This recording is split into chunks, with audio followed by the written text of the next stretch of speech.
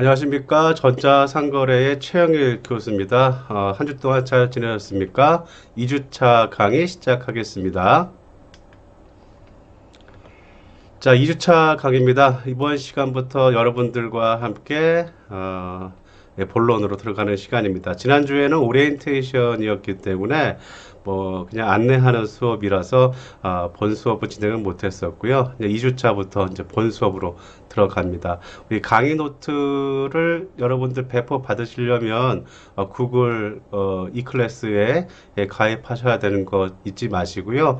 지금 영상만 보지 마시고 이클래스에 가입하셔서 다들 강의 노트 보시면서 수업 들으시기 바랍니다. 이런 말씀 드리는 것도 잔소리 같긴 한데 아직도 가입하지 않으신 분들이 꽤 많아요. 예. 자, 들어갑시다. 일단 이번 주에 배우게 될 학습 목차부터 살펴보고 진도를 나가도록 하죠. 먼저 이번 시간에 배워야 될 내용들은 정보기술, 그리고 정보기술의 역할, 그렇게 정보기술이 무엇인지 좀 알아보는 시간이고요.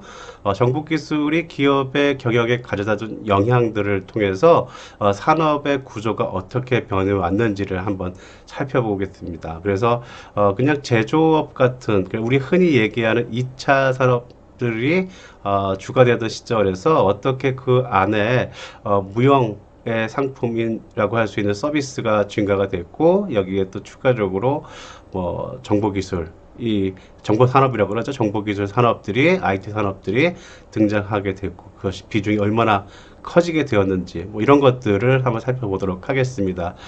그와 함께 더 디지털 경제와 인터넷까지 합해서, 우리 지난주에 이런 얘기 쓸 거예요. 디지털 트랜스포메이션이라는 얘기 좀 멋지게 들리죠? 그렇지만 별 얘기 아닙니다.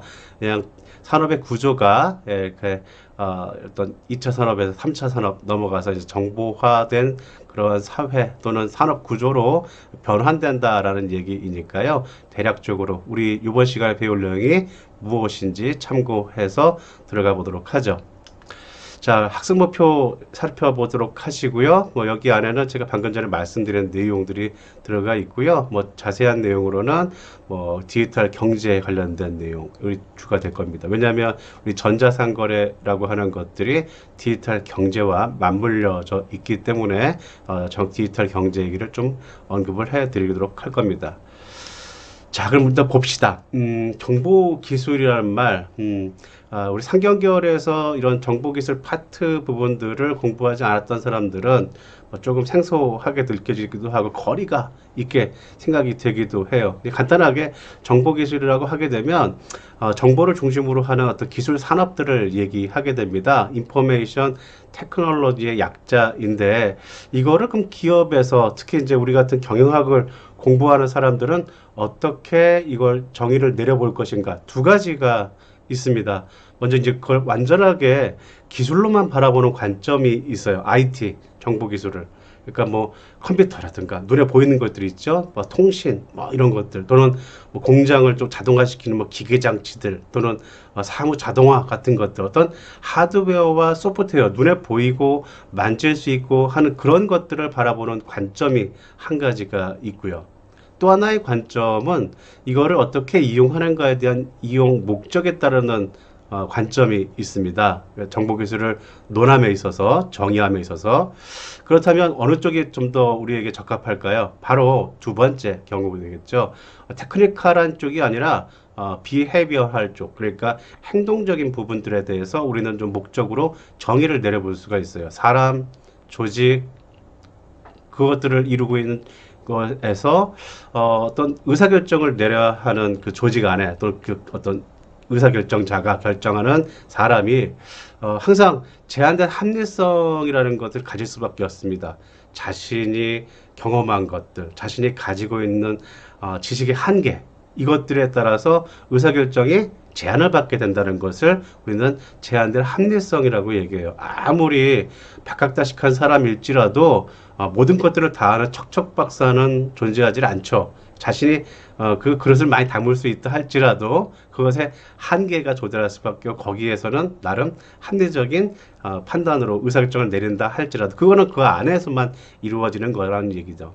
간혹 예전에 그런 경우 있었어요. TV에서 굉장히 박학다식하신 저도 존경하는 유시민 작가가 나와서 달에 사람을 보냈는데 나는 믿을 수 없다. 뭐 그러니까 그 달 착륙 음모론을 얘기하신 적이 있었어요. 다들 그걸 믿고 있는데 왜 그런 얘기를 하실까? 그렇게 아주 많은 지식을 가지신 분이 이런 것들은 어떤 문과의 한계라고 볼 수가 있겠습니다. 그런 식으로 어떤 제한된 합리성을 극복하는 것을 위한 도구로서 그것을 향상시키려고 하는 목적으로서 이 정보기술을 활용한다는 관점으로 IT, 정보기술을 우리는 정의 내릴 수 있다는 거죠. 거기에 따라서 필요한 예를 들어서 뭐 재반 기술 또는 의사소통 장치 또는 자료, 정보의 처리 이런 것들이 기업 내에서 그런 의사결정을 내리는 그 경영자에게 제한된 합리성을 극복할 수 있는 역할을 해준다라는 거죠. 그래서 이 두 가지 기술적인 관점의 구성 요소로서의 정보 기술을 바라보는 시각과 또 하나 이용하는 목적에 따라서 나누는 관점으로 나눴을 때 이 두 가지를 짬뽕 시켜서 종합을 해보게 되면 아래쪽에 적어놨었던 게 있을 거예요. 좀 정리하자면 빨간색 글씨로 조직 내에서 기업을 얘기합니다. 정보의 수집과 저장 그리고 처리에 그리고 의사소통을 지원하기 위한 컴퓨터 눈에 보이고 만질 수 있는 그런 통신, 하드웨어, 소프트웨어 이건 눈에 보이지 않지만요. 또는 그리고 데이터 같은 그런 컨텐츠를 다루거나 이와 관련된 제반적인 기술들을 우리는 IT라고 정의를 내려볼 수가 있다라는 거죠. 그러니까 뭐 꼭 기업만 얘기할 필요가 있겠습니까? 우리 일반 개인 같은 경우에도 스마트폰으로 아침에 일어나서 그죠? 날씨를 보면서 비가 오는지 날씨가 맑은지 알아보는 것들도 자신이 어떤 그 사회 밖에 나갔을 때 외출했었을 때에 어떤 낭패를 당하지 않기 위해서 우산을 들고 나가야 되는지 아닌지를 어떤 판단하는 그런 어떤 작은 관점으로 사용이 될지언정 그 기업에서는 얼마나 더 많은 훨씬 더 많은 깊이와 종류에 따라서 이런 우리가 사용하는 IT가 굉장히 유용하게 사용될 수 있을지는 비교할 만한 것도 아니죠. 굉장히 크게 폭넓게 사용이 될 겁니다. 또 한 가지 만약에 지금 제가 비유를 들었었던 우산을 안 가져나갔다고 하는 것에 대한 낭패 일기예보를 안 봤다 스마트폰으로 확인하지 않았다 이거는 그냥 개인적인 어떤 해프닝에 겹칠 수 있겠지만 기업에게는 그 기업의 어떤 생존 기업의 어떤 존망이 달릴 수 있는 굉장히 중요한 의사결정에 함부로 개인적인 어떤 경험이나 직관에 의해서 의사결정을 내리는 것보다는 이런 정보기술의 배경하에 합리적인 의사결정, 제한된 합리성을 뛰어넘는 그런 의사결정을 내리는 도구가 될 수 있다는 거죠.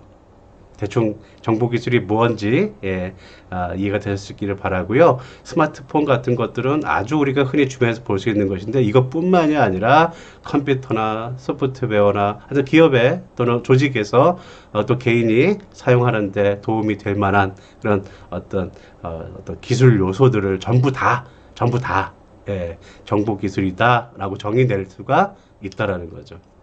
그럼 정보기술을 좀 눈에 보이게 비주얼하게 좀 어떻게 나눠볼 수 없을까라는 그런 생각을 해볼 수 있겠어요. 예전에 우리나라에는 어떤 정부에서 산업을 육성시키기 위해서 특히 정보 통신 분야를 육성시키기 위한 부서가 별도로 있었습니다. 요즘에는 이게 지식경제분야, 산업자원분야 이런 식으로 좀 쪼개져서 뿔뿔이 흩어지긴 했는데 옛날에는 이게 하나의 헤드쿼터를 가지고 정부에서 모든 산업에 대한 지원과 정책을 만들고 했던 적이 있었어요. 그게 이제 예전에 정보통신부라고 하는 부서가 있었는데 이 부서에서 정보기술이 뭐냐라고 하는 걸 이제 정책적으로 지원해주기 위해서는 어떤 구별을 해야겠죠. 그래서 눈에 보이게끔 도식화 시켜놓은 표가 있습니다. 그걸 한번 우리 인용을 해보도록 하죠. 자, 첫 번째 컴퓨터 하드웨어라든가 시스템 또는 소프트웨어를 얘기를 하고요. 또 한 분야는 통신 분야. 뭐 여러분도 알 수 있겠죠.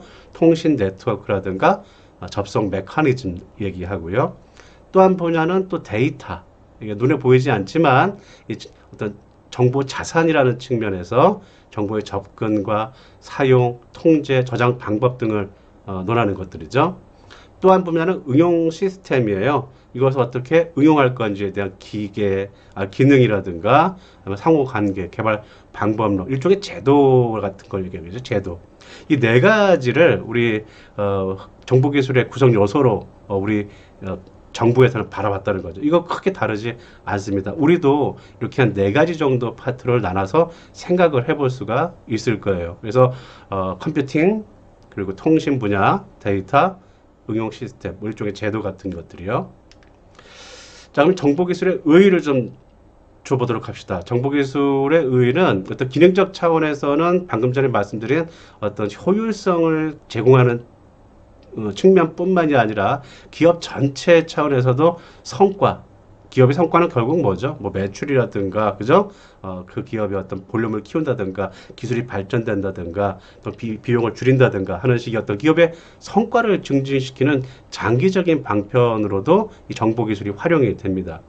뭐 생산에 대한 기획, 또는 자재에 대한 조달, 뭐 제조, 뭐 등등 다양한 기업의 많은 분야에서 모든 업무에 사용이 될 수도 있겠고요. 또 고객에 대한 어떤 업무 처리에도 이용이 되기도 합니다.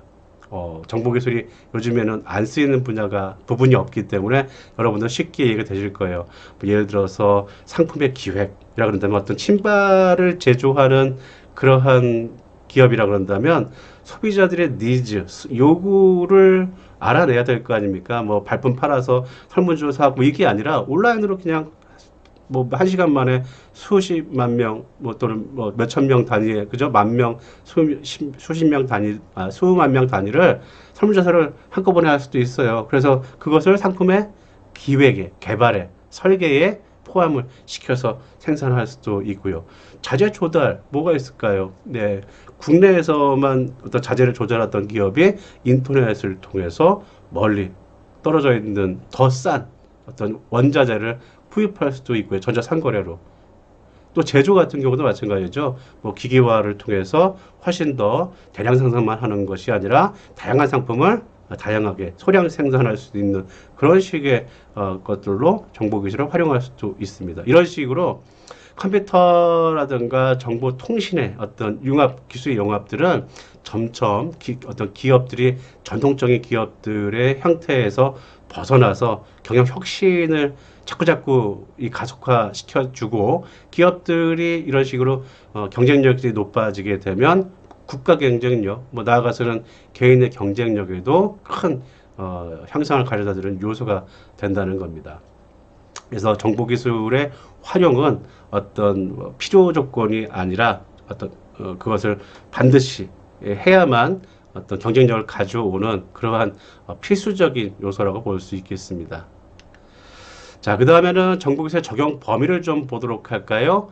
기업에서 정보기술을 어떻게 사용했는지 그 역사적인 흐름을 좀 살펴보게 되면 컴퓨터의 개발이 언제쯤부터 시작이 되었을까요? 우리 지금 수업은 컴퓨터 시간이 아니니까 컴퓨터 얘기를 좀 해볼 필요는 없지만 컴퓨터는 아주 기초가 되기 때문에 한 1940년대 중후반 이후에 그러니까 컴퓨터는 세계 2차 대전의 어떤 결과물로서 부산물로서 탄생하게 됩니다. 그래서 그것들이 뭐 정부 차원에서 개발이 되었다면은 사용이 되는 것들은 비즈니스 측면에서는 한 1950년대 후반부터 60년대 본격적으로 기업에서 컴퓨터들이 사용이 되기 시작해요. 주로 어디냐?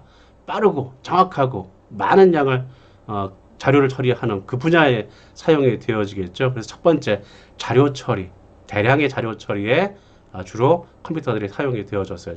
컴퓨터라고 칭하긴 좀 뭐하지만 정보 기술이.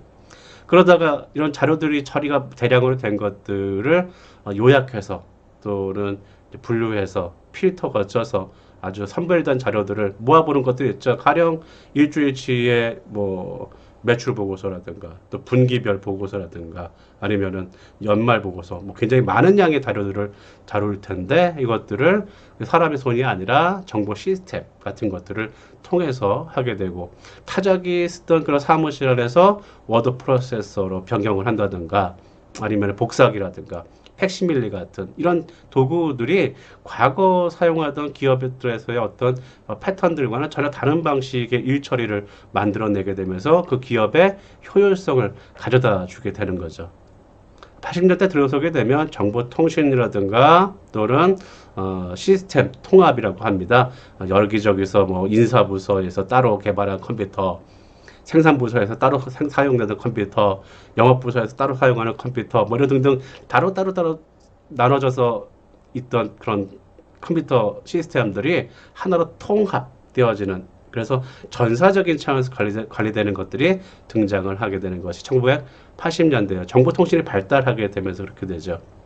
그러다 1990년대 들어서게 되면 이 기업 간의 경쟁이 굉장히 심화되게 되는 시절이 나타나게 돼요. 뭐 90년대는 여러분이 태어나던 시절쯤 되겠죠. 이때쯤 되게 되면 컴퓨터의 사용은 아주 일반적이 돼버리고요.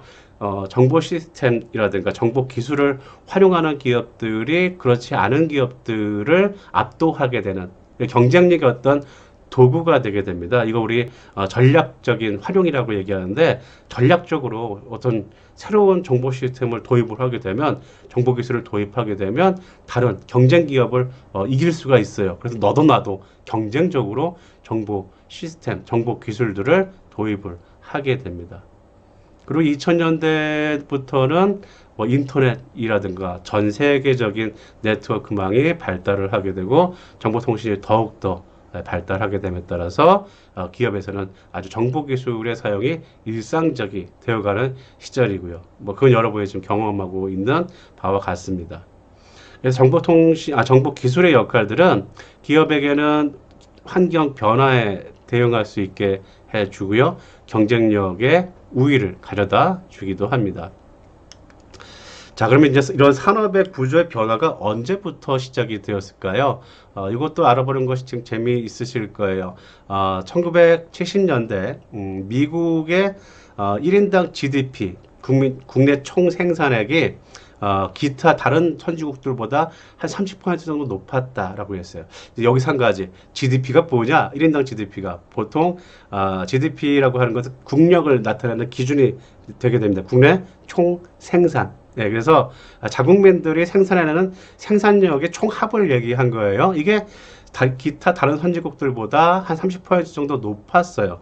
왜냐하면 세계 2차 대전이 끝나고 나면 전 세계에 있는 모든 생산 기반들이 작살이 납니다. 쑥대밭이 돼요. 유일하게 미국만 그것이 본토의 공격을 받지 않았기 때문에 쑥쑥쑥쑥 성장해서 굉장히 풍요로운 시절을 겪었기 때문에 당연히 모든 전 세계에서 소비하는 상품의 공장의 역할을 미국에서 했으니 다른 선진국들보다 훨씬 부유하고 물건 많이 파니까요. 유일하게 파는 곳이니까 30% 정도 높았어요. 국력이, 국부가. 그런데 1990년대 초에는 이게 10%까지 줄어들어요. 전에는 이제 좀 전쟁에서 이제 복구되는 그런 기업들이, 아니 다른 나라의 기업들이 막 헉헉헉 쫓아오던 시절이었는데, 이제 한 수십 년이 지나고 나니까 90년대쯤 들어서니까 여타 다른 선진국들, 뭐 영국, 미국을 제외한 영국, 프랑스 또는 뭐 일본 같은 기업들은 뭐 1980년대, 90년대에는 거의 일본의 제품들이 미국에 쫙 깔렸죠. 워크맨 같은, 그렇죠. 여러분들 알고 있는 도요타 자동차라든가 뭐 이런 것들이 쫙 깔리게 되면서 미국의 경쟁력이 10% 정도로 다른 선진국들과의 격차가 굉장히 좁혀지게 됩니다. 그런데 1990년대 중반이 넘어서면서부터 다시 격차가 벌어지기 시작을 해요. 이게 뭐냐, 이유가 뭐지? 그리고 1999년에는 세계 2차 대전 이후에 당시와 거의 비슷할 정도의 22% 수준까지 다시 벌어지게 되면서 미국이 쭉 앞서 나가게 됩니다. 그 이유를 어디서 찾을 수 있을까요? 자, 지금 이게 그 임시 강의이긴 하지만 여기 제가 올려놓은 그 영상이 있습니다. 이쪽인가요? 이쪽에 이 영상이 저작권에 유배가 되는지 어떤지는 저도 잘 모르겠어요. 좀 짧은 영상인데요.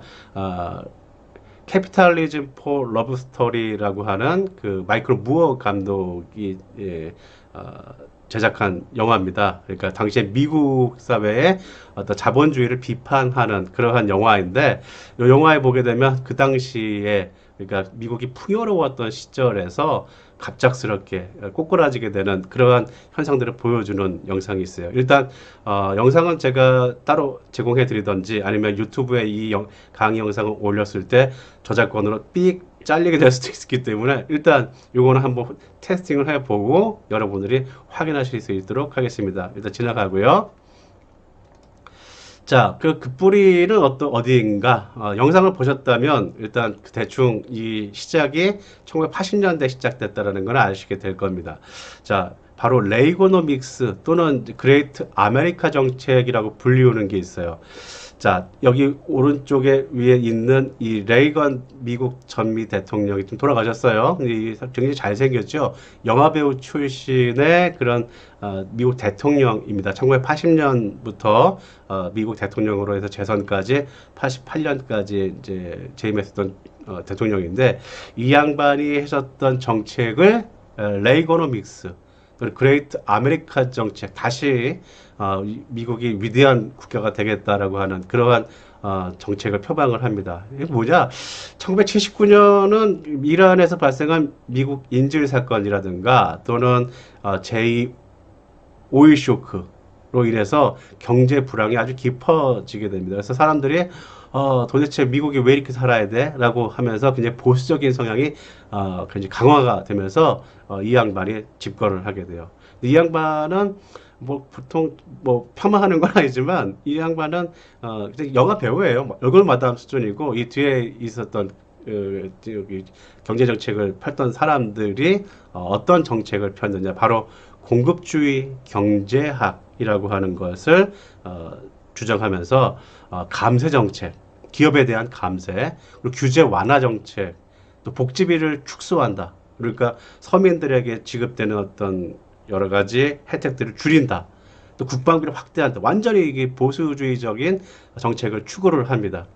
여기서 한 가지 공급주의 경제학이란 건 뭐냐면 그 아담 스미스 여러분들 중고등학교 때 배웠죠. 아담 스미스 하게 되면 떠오르는 손, invisible hands, 보이지 않는 손. 그러니까 보이지 않는 손이 시장에 개입을 해서 뭐 가격을 맞춘다라는 거죠. 뭐 가격이라고 하는 건 가격을 파는 사람과 구매하고자 하는 구매자가 적정한 선에서 자동적으로 시장에서 결정된다라고 하는 뭐 그런 식의 이론입니다. 그래서 어떤 시장에 개입하지 않고 자연적으로 시장에 의해서 굴러가도록 놔두는 것이 올바른 방향이다라고 하는 것을 주장한 것이 바로 아담 스미스예요. 그래서 세율을 높이게 되면 정부에서 기업에게 인위적으로 기업이 활동들을 제한을 가하는 것이기 때문에 이런 공급지 경제학에 맞지 않는다라는 거죠. 그래서 기업에게 매기는 세금을 줄여주겠다라는 이론인 거예요.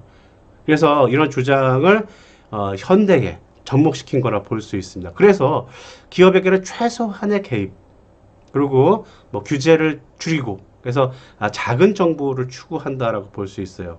시장에 맡겨둔다. 기업의 선의를 믿는다라고 하는 거죠. 1981년도에 그 미국의 강도 높은 그래서 감세 정책을 보게 되면 소득세 최고 세율이 70%까지였는데 이거를 20%로 굉장히 낮춰주고요. 법인세, 기업에게 매기는 것들도 43%에서 35%까지 내려줍니다. 기업하는 사람들이나 부자에게는 굉장히 좋은 거죠. 그러면 이걸 왜 했느냐? 왜 부자들만 좋게 하느냐?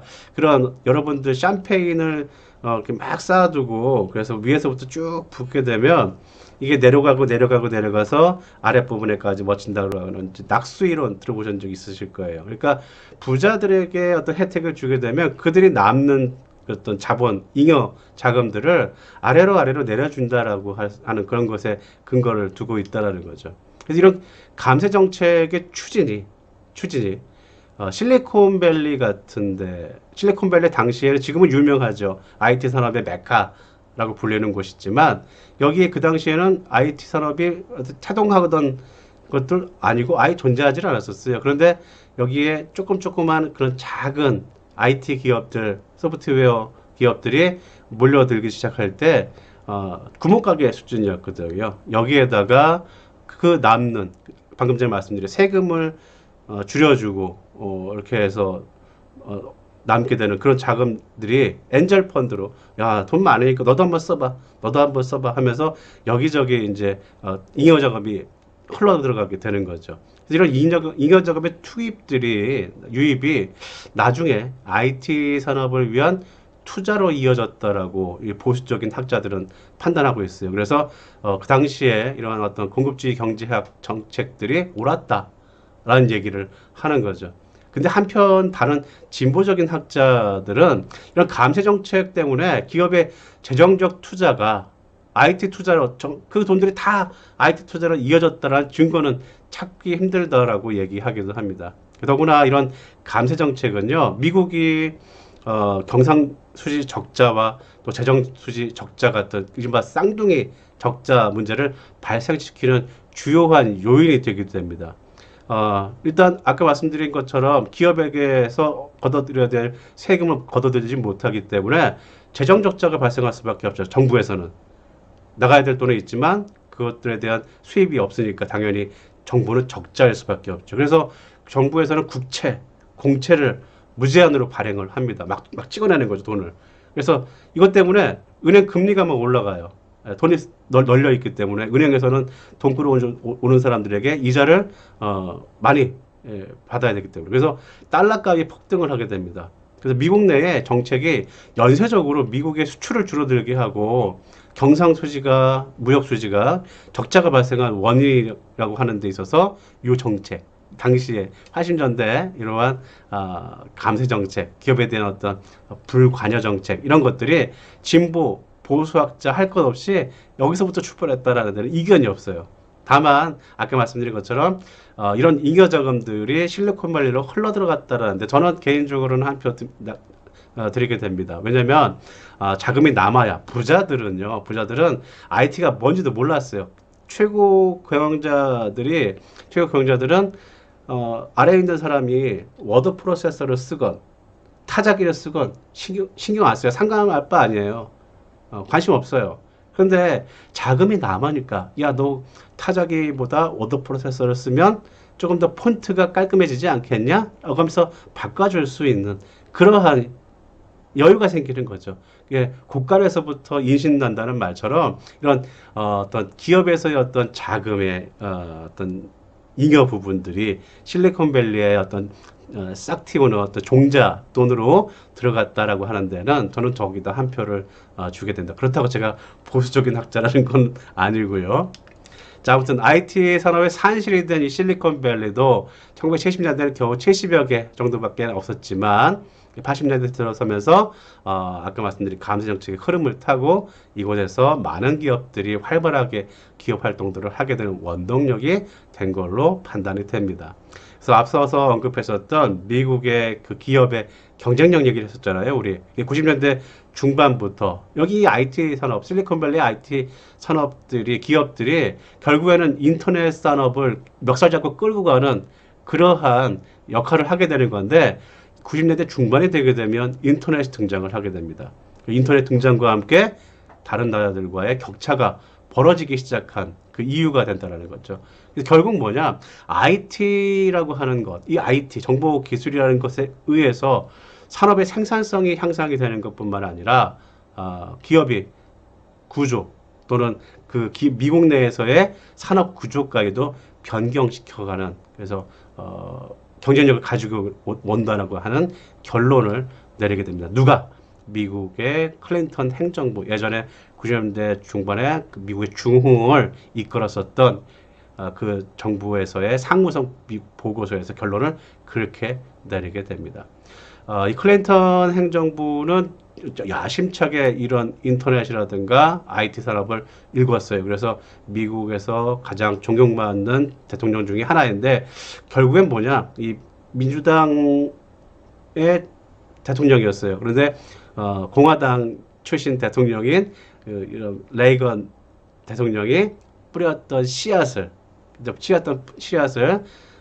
이 클린턴 대통령이 수확하게 됐다. 그때 가서 수확하게 됐다라는 아이러니가 있죠. 아무튼 이러한 시작이 그때부터 시작이 되었다라고 하는 거죠. 1980년 초에 뿌렸던 씨앗으로 90년대 중반 이후에 나타나게 되는 결실을 거두게 됩니다. 자, 그럼 산업의 구조 변화에서 두 번째 이제 우리 IT 중심의 디지털 경제를 좀 살펴보도록 하죠.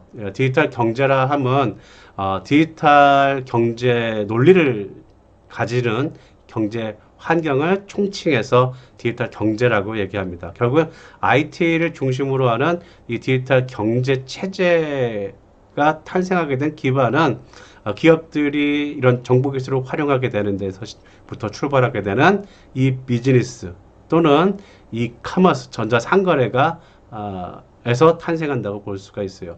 이 비즈니스하고 전자상거래를 제가 나중에 정의를 따로 구분을 해드리겠습니다. 같은 의미로 쓰면 안 됩니다. 이 비즈니스와 전자상거래는 다른 의미예요. 그래서 미국의 각 산업 부분들이 경제 내에서 차지하는 이 GDP의 비중은 1900년대까지만, 20세기 초까지만 하더라도 농업을 중심으로 하는 농업 경제였어요. 미국도 옥수수 만들어서 팔고 밀 팔고 목화 재배하고 뭐 이런 농업 경제였었어요. 1900년대까지만 하더라도. 그러다가 1990년도 이후부터는 점점 중화 공장을 중심으로 해서 산업 경제가 발달합니다. 미국에서 카네기 같은 사람들이 이제 석유 파내고, 그죠? 뭐 이러면서 되면서 산업 경제가 일어나게 돼요. 그 이후에 1970년대를 정점으로 해서 이제 이게 산업 경제라고 그럴까요? 제조업이 하락을 하게 됩니다. 이때부터 전자 부분이 등장을 하게 되는데 1960년대에는 이미 전자 부분이 농업 부분을 앞서기 시작해요. 그러다가 2000년대 초반부터는 산업 부분에서 가장 큰 비중을 차지하게 되는 것이 IT 산업이 됩니다. 바로 디지털 경제의 시작이라고 볼 수가 있겠죠.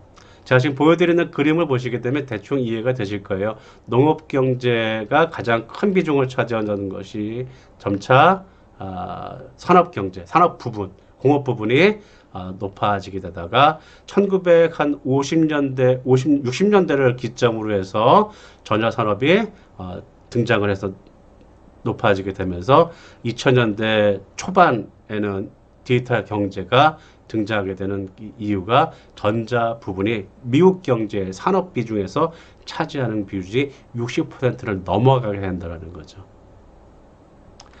자, 디지털 경제는 그래서 다른 과거의 경제 체제보다 그 파급 효과라든가 속도가 굉장히 빨라요. 가령 전기가 세상에 소개가 된 지 한 70년이 지나서야 미국 국민들의 80% 정도가 사용하게 되고요. 전화는 80% 정도 사용할 때까지 90년이나 걸렸어요. 그런데 자동차는 60% 사용할 때까지 90년이 걸렸습니다. 그런데 PC는 어때요? PC, 컴퓨터, 개인용 컴퓨터는 80%까지가 사용할 때까지 30년 정도가 걸렸다고 해요. 근데 인터넷은 훨씬 더 급격한 경사로 빠르게 퍼져가게 됩니다.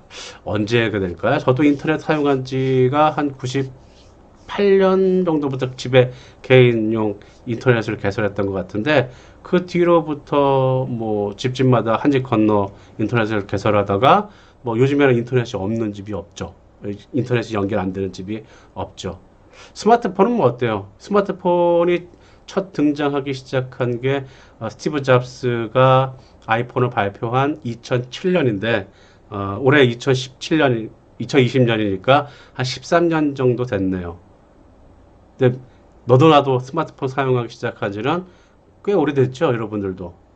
그러니까 훨씬 10년 이내라고 볼 수 있을 것 같아요. 그래서 국내에서의 어떤 디지털 경제의 가속도라고 하는 것은 과거에 전기라든가 전화, 자동차 같은 어떤 물질 문명이 퍼져나가던 효과와 속도보다 훨씬 빠르게 또 넓게 간다고 볼 수가 있죠.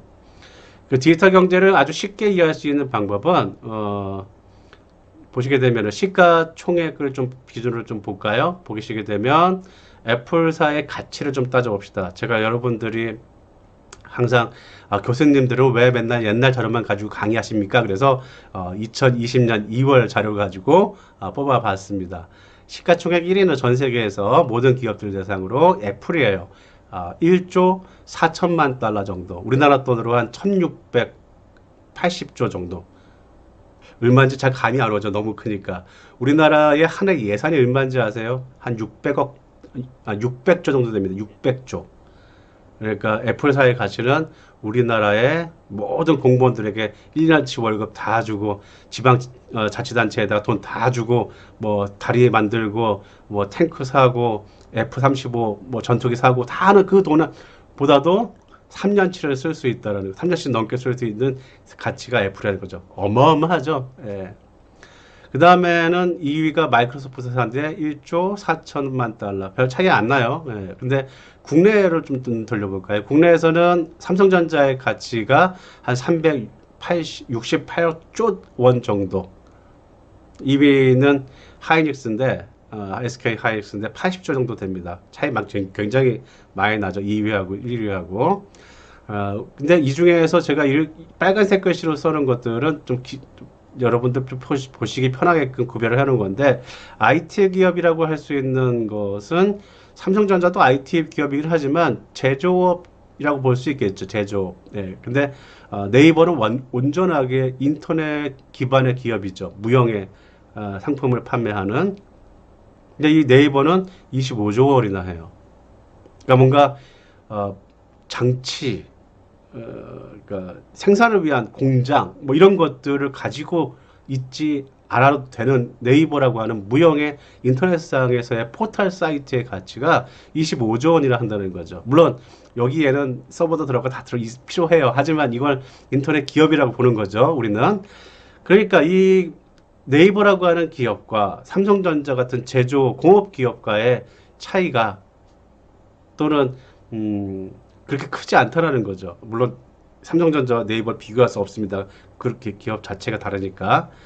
자, 그래서 지금 말씀드리고자 하는 게 뭐냐면 이 디지털 경제에서 IT 기업들이 얼마나 높은 위치를 차지하고 있는가. 전 세계 모든 시가총액들을 순위를 보게 되면 애플, 마이크로소프트, 아마존, 구글, 페이스북, 알리바바 어때요?